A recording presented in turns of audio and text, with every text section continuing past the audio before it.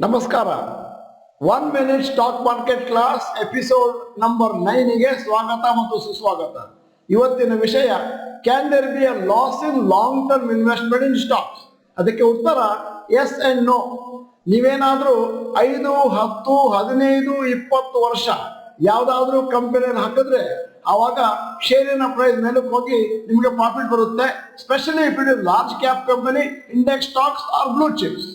ಅದೇ ಬಹಳ ರೇರ್ ಆಗಿ 1 out of 50 companies may fail in the long term. ಯಾಕಂದ್ರೆ ಆ ಪ್ರಾಬ್ಲಮ್ ಅಲ್ಲಿ ಏನಾದ್ರು ಬಿಸ್ನೆಸ್ ಆಗ್ಬೋದು, ಹೈ ಕಾಂಪಿಟೇಷನ್ ಇರ್ಬೋದು, ಲ್ಯಾಕ್ ಆಫ್ ಅಪ್ಗ್ರೇಡೇಷನ್ ಇರ್ಬೋದು, ಅಥವಾ ಕಂಪನಿಯಲ್ಲಿ ಏನಾದ್ರೂ ಫ್ರಾಡ್ ಆಗ್ಬೋದು. ಕೊನೆಯಲ್ಲಿ ಇನ್ನೊಂದು ಇಂಟ್ರೆಸ್ಟಿಂಗ್ ವಿಚಾರ ಹೇಳ್ತಾ ಇದ್ದೇನೆ.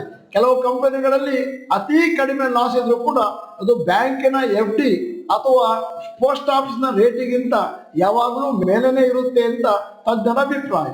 ನಮಸ್ಕಾರ.